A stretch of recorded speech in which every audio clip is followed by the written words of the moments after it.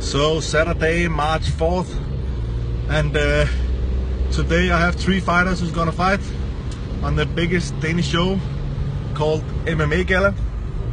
I have 2 amateurs and 1 professional fighter. On the amateur scene I have a guy named Ricky Forsell in the welterweight division. He's gonna fight a guy from Germany. And then on 4 days notice I have my fighter Alexander, who also fought and won in after 1 minute armbar in England last week.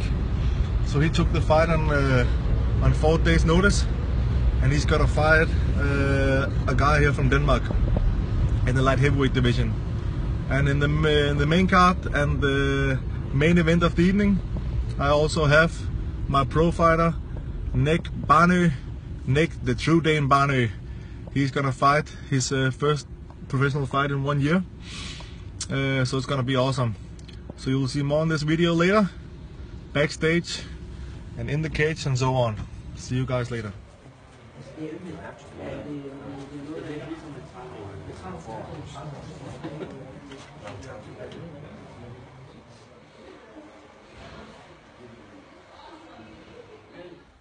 So, no elbow or forearm attacks, and not to the body either, okay? So that's the amateur rules. And throw, if your opponent has you in an armbar.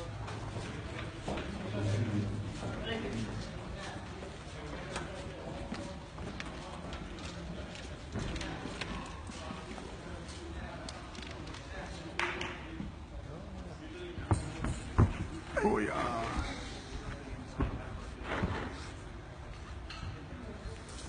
Let me see a flying knee, man. Let me see a flying knee. Hey. Hey. Hey.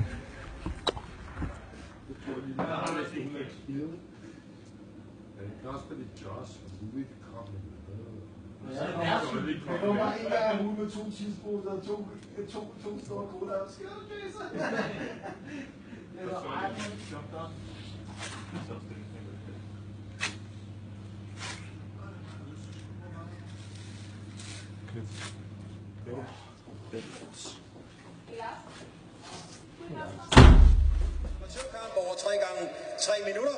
I det blå hjørne fra Suave, Alexander Joksimovic.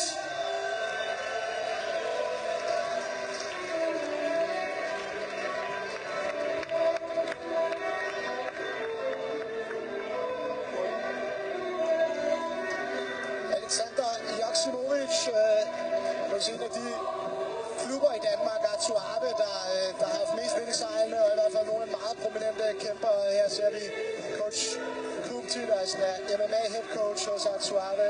Og det her er en af de yngre kæmper, og stadig amatørkæmper som sagt, men en fyr, de forventer så meget af. Alexander så så sent som i december måned til DM, hvor han fik en knockout-sejr over Thomas Knudsen. Spændende ung mand. Han har en hjerne for det her game her, og han har en god camp bag sig, så jeg er spændende at se, hvor han...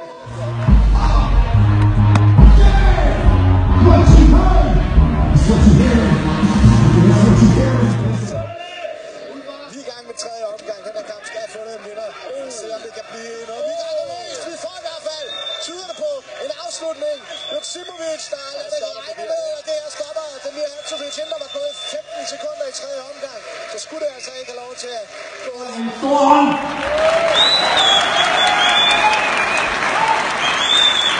Og kampen vælger altså at stoppe kampen til Torben Tættes, der var op til fordel for i det blå hjørne, Alexander Joksimovic.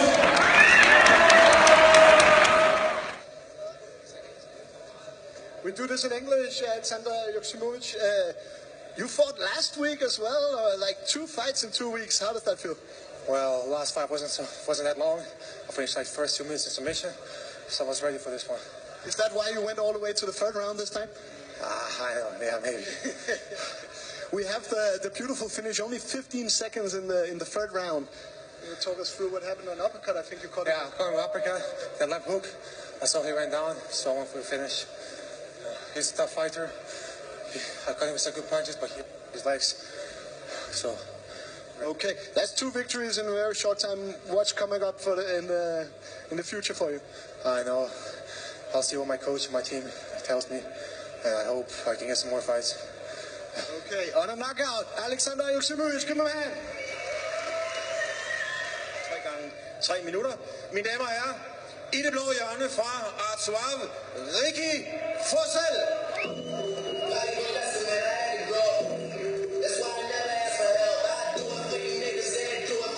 Og det her er Ricky Fossel, der er på vej i buret, som jeg lige fik annonceret før, og man lige så kendt af hans far, Jason Fossel, som lige kommer over og siger hej til Sønneke der. Jeg har altså set Jason i buret masser af gange rundt omkring i Danmark.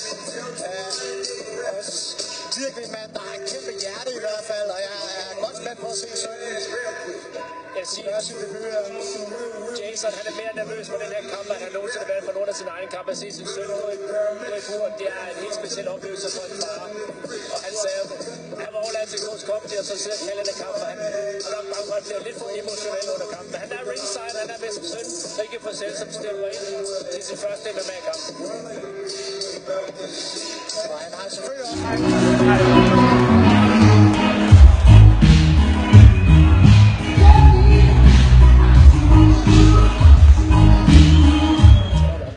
det første, han kan gøre, når han går igen ned i træningslokalet og være sammen med drengene, det er at svare. Stort hjerte, en dejlig mand. Det er første omgang. Ja, der er vist ikke så meget, der kommer efter der. strip med fingrene, når de forsvarer sig. Og selvfølgelig også godt. Kæmpe uppercut for selv rammer der. Ja, søg på nedtagning, tror jeg, for tyskeren. Det er bare ikke for selv nu. Der går efter en afslutning. Stående, lad det regne ned over den tyske modstander. Det er rent blitzkrig, det der. Og der er godt altså knæ. Den her skal det mere tage til Virgin og stoppe. Nej, han lader altså fortsætte lidt nu. Der er så altså. Igen, som vi snakkede om tidligere, altså en kamp er ikke over. Vi står før, at den sidste klokke er ringet. Nu giver han det sidste, han har rigtig for sælge. En god slutspurt, det er godt for publikum også.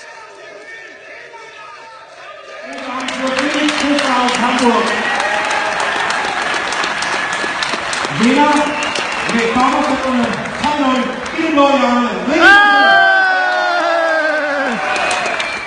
Jeg er evigt taknemmelig for alt den gør for mig, alt den støtter mig og alt den har lært mig. Hvordan er det at se sin søn gøre sin debut her? Jeg er bare stolt. Mega stolt. Det er andet, kan jeg ikke sige. Giv dem begge to en hånd! Ricky og Jason Fossel!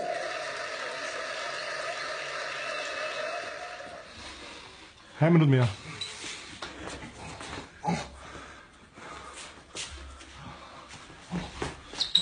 Yes.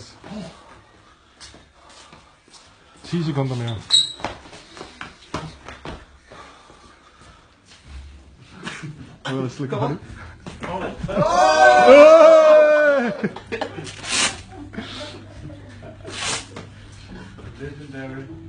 Bosnian Stoneface. Et års pause, nu er du tilbage stærkere end nogensinde. Og hele banden her, fucking ryggen på dig. Så op på 3! 1, 2, 3! Svømme! 1, 2, 3! Svømme! 1, 2, 3! Svømme! Kom så, mange!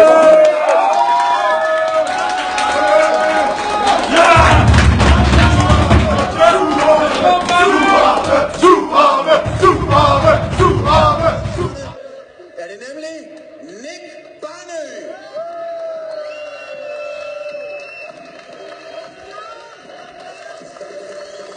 Og det er her Nick the True Dane Barnø, som gør klar til at entrere buret som professionel for 5. gang. Han er tilbage, hvor han startede altså i Artois på et smut til klub Renegade, men altså tilbage under coach Kuptis vinger. Og ser kendt som guldkæmper, Nick Barnø, god i brasiliansk jiu-jitsu, men er altså også gået In the blue corner, Sean McCain of Croydon Shoe Fighters comes in with a record of 1 victory and 1 defeat. Og i røde hjørne, Nick Barnø fra Artois. Så kombinationen har arbejdet meget på sin boksning. Nick Barnø fra sænker altså McKee der, kort proces. Et venstre high kick, der går rent ind på kæben, og så færdiggør han det altså lige.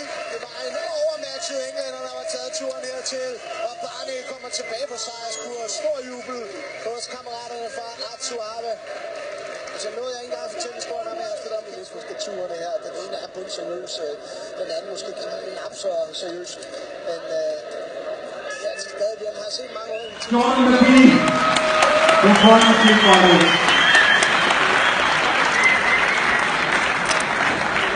Og kamplederen stopper kampen, så det er altså ikke en knockout, men en TK, en teknisk knockout. Vinder i røde hjørne, Nick Barney!